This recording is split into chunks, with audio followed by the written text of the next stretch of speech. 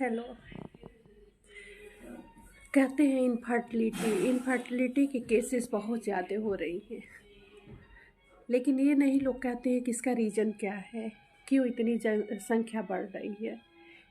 मेरे पास इतनी संख्या ज़्यादा आती है कि पूछना पड़ता है कितना साल बीत गया, क्या हिस्ट्री पूछना पड़ता है, सब कुछ।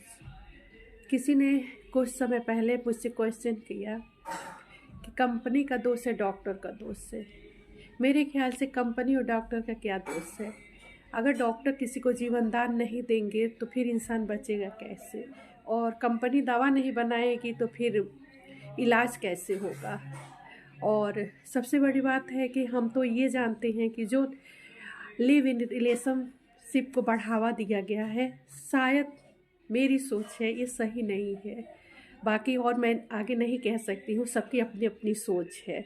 बस गार्जियन को ही सलाह देनी चाहती हूँ कि वो कम से कम अपने बच्चों पर केयर करें, समय से उनके हर समय पे उनका ध्यान रखें, वो क्या कर रहे हैं, पढ़ाई कैसे कर रहे हैं, उनके आने जाने का हर जगह का, ताकि वो गलत संगत में ना पड़े।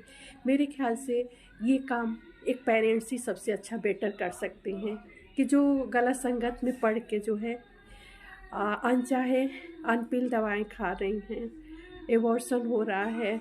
मैं खुद नहीं चाहती हूँ कि ऐसी केसेज हों हमारे देश में। हमारा देश खुद भारतीय संस्कृति का देश है, फिर भी हमारे देश में इसकी संख्या बढ़ती जा रही है। हम विदेशी कल्चर से आगे बढ़ चुके हैं। तो मैं तो यही कहती हूँ कि सबसे ज़्यादा ध्यान पेरेंट्स को देना ही है। पेरेंट्स ही अपने बच्चे पर ज़्यादा केयर कर सकते हैं, उन्हें अच्छी राह दे सकते हैं, ताकि ये चीज़ें डॉक्टर न दोषी बने, न कंपनी बनाने वाले दवा दोषी पड़े। अगर डॉक्टर जीवन नहीं बचाएंगे, दवा नहीं बनेगी, तो फिर इंसान बचेगा कैसे? तो सवाल इस बात का है कि जो बच्चे गलतियां कर रहे हैं कम एज में, वो गलतियां ना हो।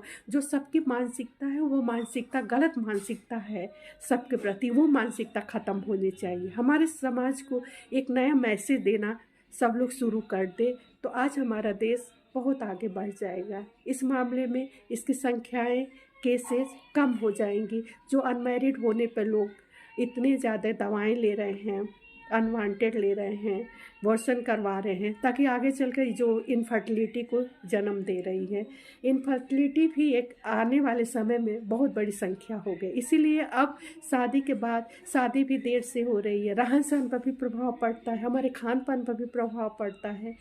इसीलिए अब शादी के बाद बच्चे नहीं हो रहे तो IVF की तरफ रुख किया जा रहा है, जो कि बहुत सही नहीं है। लेकिन अगर इसका निर्णय ना लिया जाए तो IVF के बिना कभी ज़िंदगी पूरी नहीं हो सकती है। तो लास्ट में ये निर्णय लेना पड़ता है।